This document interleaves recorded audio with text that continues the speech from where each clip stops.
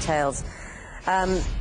Guyana, throughout the presidential race, Donald Trump, he was talking at great length about how the US and Russia should join forces, perhaps to fight international terrorism. So now he's spoken with President Putin. Do you think Trump will come good on his pledge? Well, I certainly don't know. I would love to be a fly on the wall during that phone conversation. What we have is a readout of the phone call from the Russian president's press office, and the readout says Vladimir Putin once again congratulated Donald Trump with his victory in the presidential election, expressed Russia's willingness to be a partner to the United States based on mutual respect and quote-unquote non-interference in each other's internal affairs. Both agreed that these are difficult times for U.S.-Russia relations, and both expressed willingness to work together to normalize the relations. According to the readout of the phone conversation, Donald Trump and Vladimir Putin also agreed on the importance of joining forces to fight terrorism, which could lead to the U.S. and Russia forming a united front in Syria. Throughout the presidential race, the Washington establishment and much of the media blasted Donald Trump for saying that he would get along with the Russian president. His friendly position on Russia, very much in contrast to Hillary Clinton's, has raised, among other things, questions about the role of NATO moving forward. At a news conference this Monday, President Obama said in his final days in office he would travel to NATO allies to assure them that they have nothing to worry about. Here. In my conversation with the president-elect, he expressed a great interest in maintaining our core strategic relationships. And so one of the messages I will be able to deliver is his commitment to NATO and the transatlantic alliance. I think that's one of the most important functions I can serve at this stage during this trip, is to let them know that there is no weakening of resolve when it comes to America's commitment to maintaining a strong and robust NATO relationship. Almost nobody expected Donald Trump to win the election, and everybody was bracing for a continuation or even worsening of very frosty relations between the U.S. and Russia under Hillary Clinton. With Donald Trump in office, it seems there is hope, specifically when it comes to U.S.-Russia relations, although it is too early to tell. Donald Trump hasn't been sworn into office yet. We have yet to see whether, the sanctions the U.S. imposed on Russia related to Ukraine will stay in place. Mr. Trump hasn't really weighed in on that yet.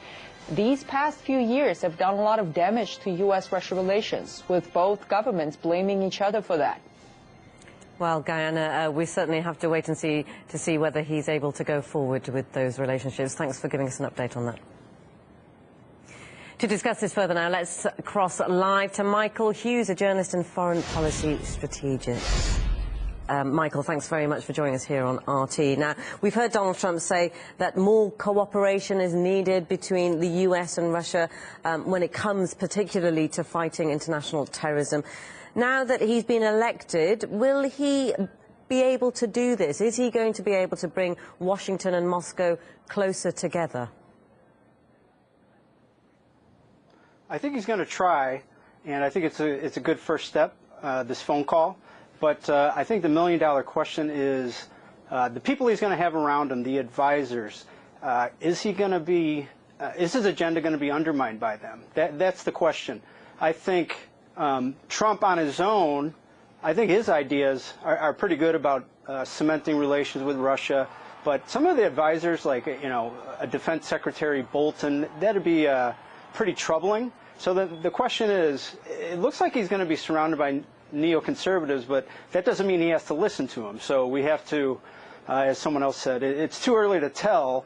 Let's see who he appoints, Defense Secretary and senior national security advisors.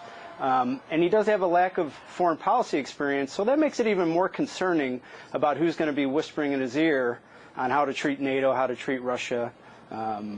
So wait-and-see attitude is really all we can do overall. The truth is, Michael, we've seen a long campaign. We've seen him almost hold an olive branch and saying that he wants to work with Russia, but he's not a lone ranger, is he? He does need the support of Congress to make any significant changes.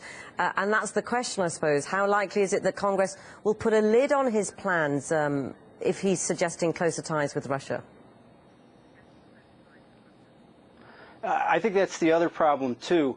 As much as Hillary Clinton was horrible for Russian relations, Barack Obama was not very good for Russian relations, but that doesn't mean the Republicans are any good, en masse are any good for Russian relations. I think Donald Trump is this unique figure that defies both parties.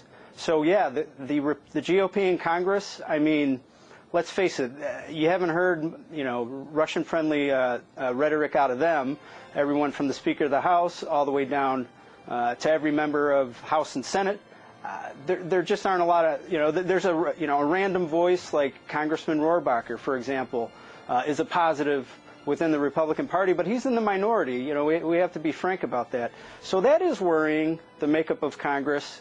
Most Republicans in Congress are pro-NATO, for example.